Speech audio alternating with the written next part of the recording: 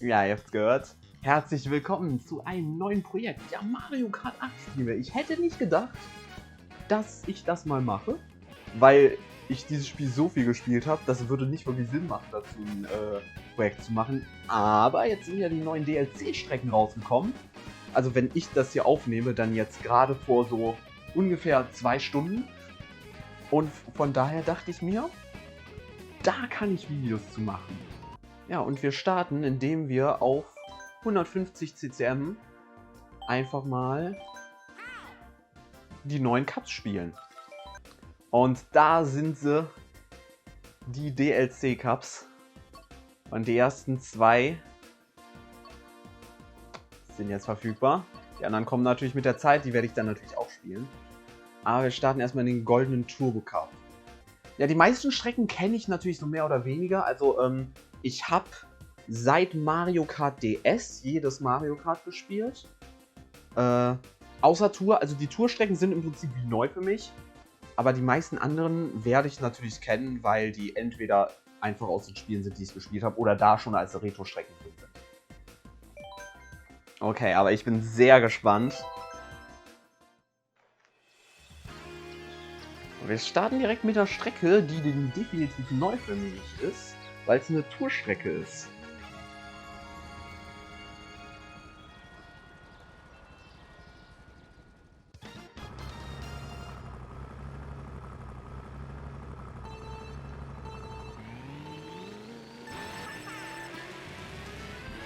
Okay, ich denke mal, da durch die Mitte brauchen wir wahrscheinlich einen Pilz.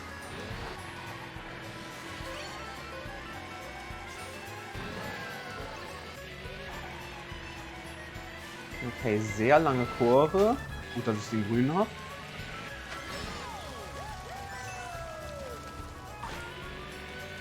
Okay, hier gibt es scheinbar 2 Wege. Große Piranha-Pflanze da vorne. Ja, das war dumm, da zu driften. Okay, merken, das nicht machen. Ja, wahrscheinlich trifft mich das Feuer, obwohl ich die Bananen hatte. Genau.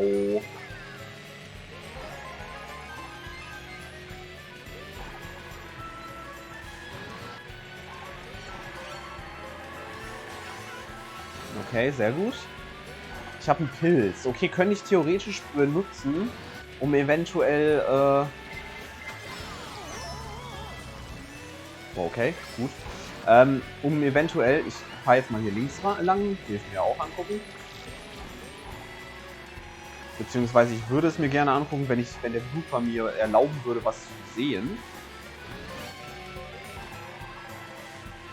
Laut der Karte gibt es hier auch noch einen Weg. Da kann man aber nicht, öffnet sich das vielleicht in der dritten... Nee, das will ja auch keinen Sinn machen. Hä, wie kommt man denn da lang?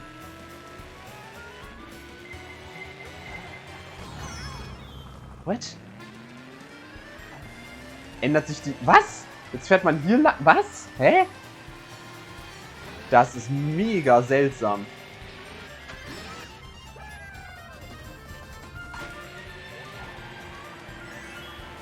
Jetzt fährt man einfach rückwärts durch die Strecke? Das ist so weird.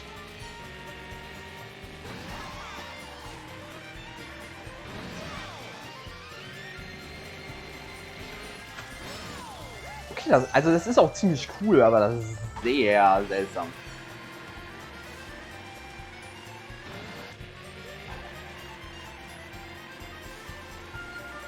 Ich kann sie jetzt noch bekommen, wenn ich hier in der Mitte durchfahre.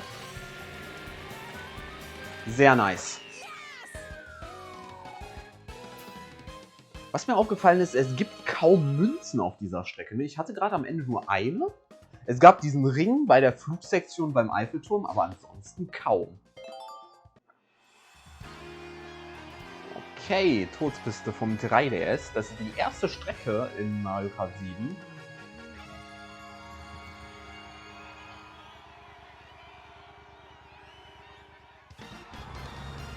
Ui.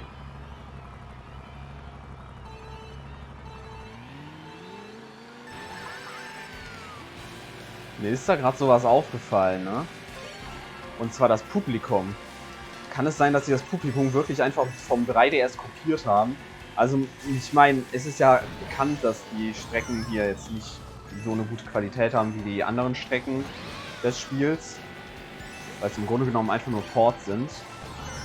Ja, okay. Aber das Publikum war wirklich einfach 2D und mit extrem wenigen Frames in der Animation. Hier, guckt euch das an. Das fällt mir so sehr auf. Dass das einfach nur Sprites sind, ist nicht mal so das Problem, sondern eher einfach, dass sie so wenige Frames in ihrer Animation haben.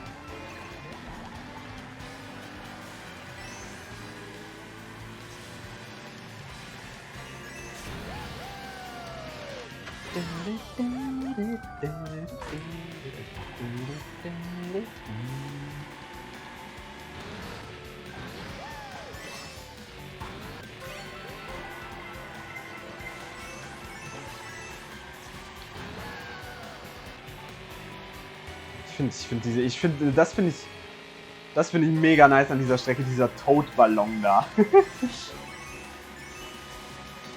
Allgemein, Mario Kart 7 hat schon ein paar sehr geile Strecken. Ich hoffe, da sehen wir noch mehr von in den zukünftigen Packs. So wie Shy Guy Bazaar zum Beispiel.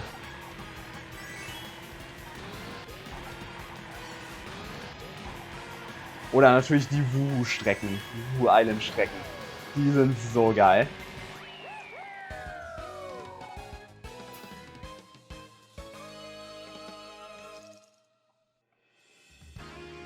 Schoko.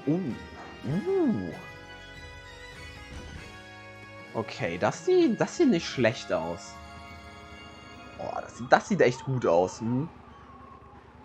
Ich weiß, das ist auch mehr oder weniger ein Tourport. Aber trotzdem, das sieht schon nice aus. Ich kenne halt vom Schokosumpf nur das DS-Remake. Und ja, das ist natürlich nicht so hochwertig. Also das ist schon ein sehr großer Unterschied.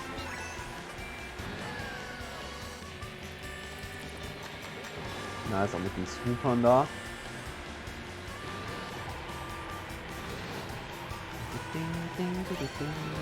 Oh, und hier jetzt eine Gleiter-Sektion.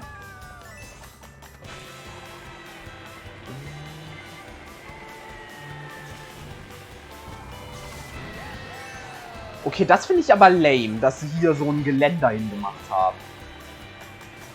In der DS-Version, war das auch ein bisschen anders, aber Streckenverlauf leicht anders.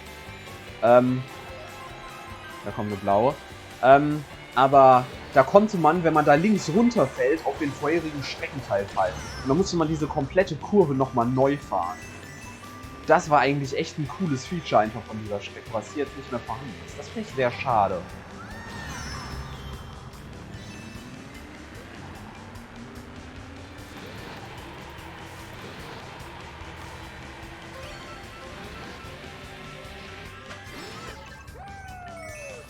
Oh, boah, wo kann man denn hier auf der Strecke vernünftig einen Pilz einsetzen? Ja gut, so auf jeden Fall nicht. Jo, Rosalina hätte mich fast gerade einfach nochmal runtergeschubst.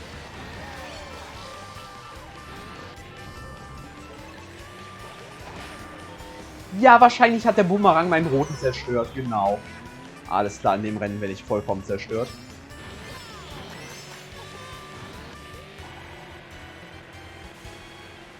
Auch ein nices Detail hier mit den Paratroopern.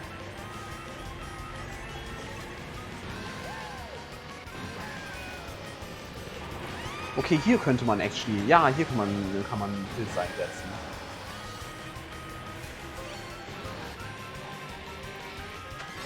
Sehr nice. Ja gut, da habe ich jetzt nicht sehr viel sehen können. Ich dachte, ich werde da zerquetscht. Oh, okay. Ist nicht so schlimm.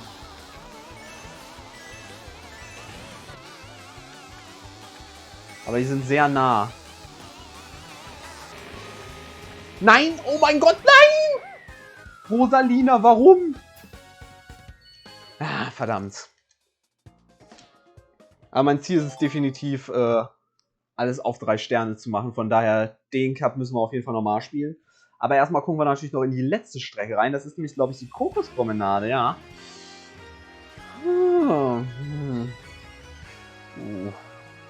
Da bin ich mir nicht sicher über den Look. Das gefällt mir nicht. Diese Rolltreppen vor allem. Das hat mir schon in Mario Kart 7 nicht gefallen. Die wurde ja auch in Mario Kart 7 geremaked und da mochte ich auch diesen Look von diesen Rolltreppen schon nicht.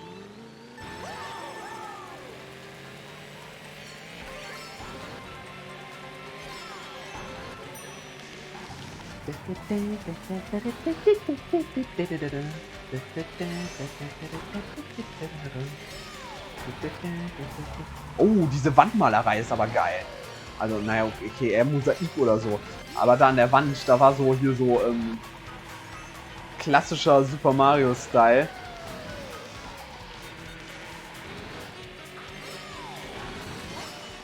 So, als so Mosaik im Prinzip gemacht. Was zur Hölle haben die mit den Autos gemacht? Warum fahren die Autos nicht hin und her? Was ist das denn für ein Müll? Okay, diese Strecke haben sie vollkommen verkackt.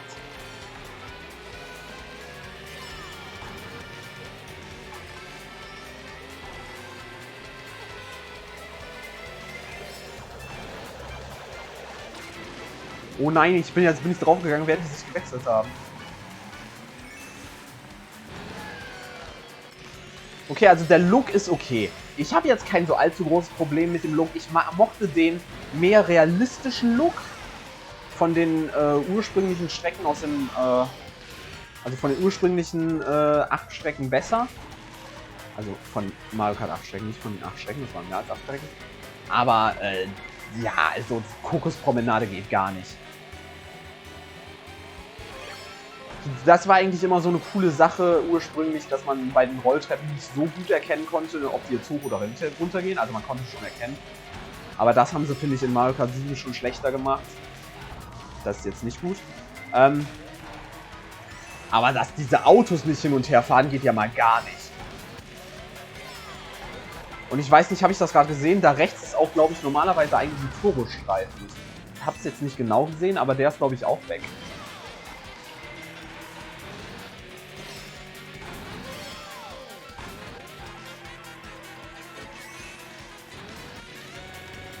Ey, diese Autos sind halt gar kein Hindernis mehr. Boah, das ist sehr enttäuschend. Das ist sehr enttäuschend.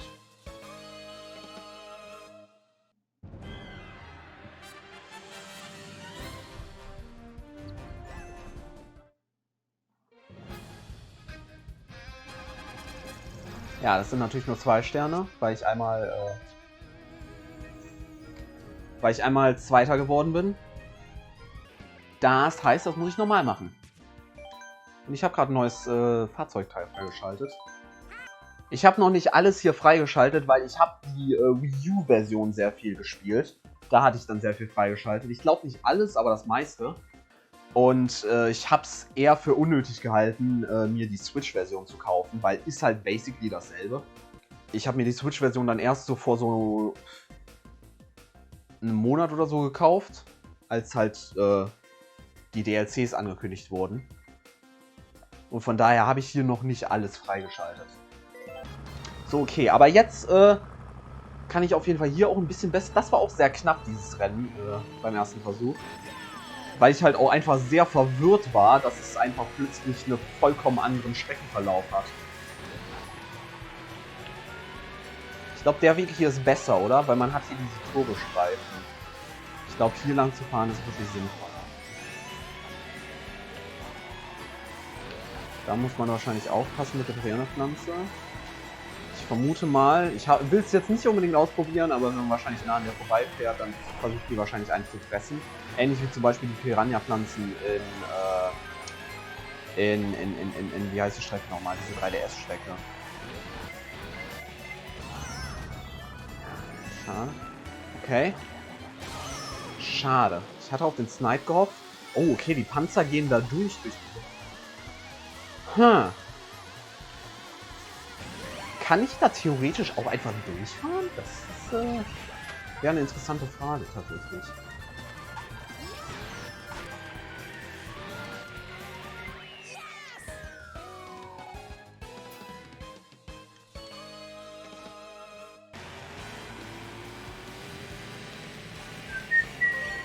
Lol, war das auch in der 3DS-Version schon so? Das ist mir noch nie aufgefallen, dass da Pilze auf den Enden von der Brücke sind.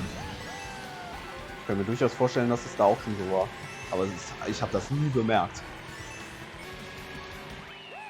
Okay, nice.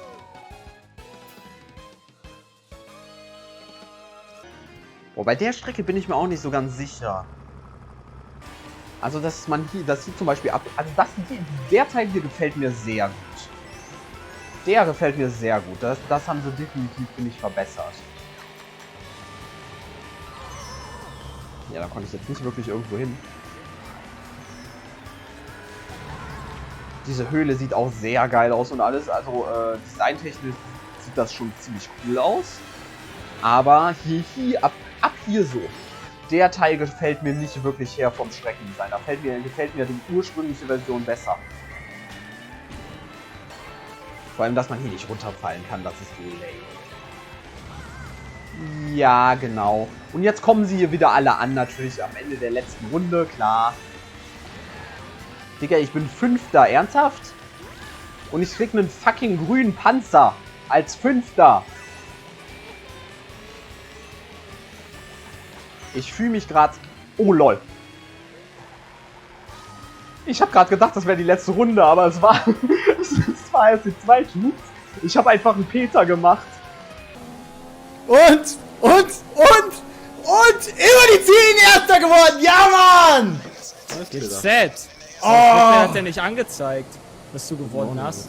Doch, da steht Ahnung. Abstand. Wahrscheinlich, weil wir auch in der letzten Runde Peter, bist du sicher, dass vorbei ist? Nein. Peter, du bist so ein Lappen. Das ist noch nicht vorbei. Peter, du bist so ein Lappen. Nicht im Ernst.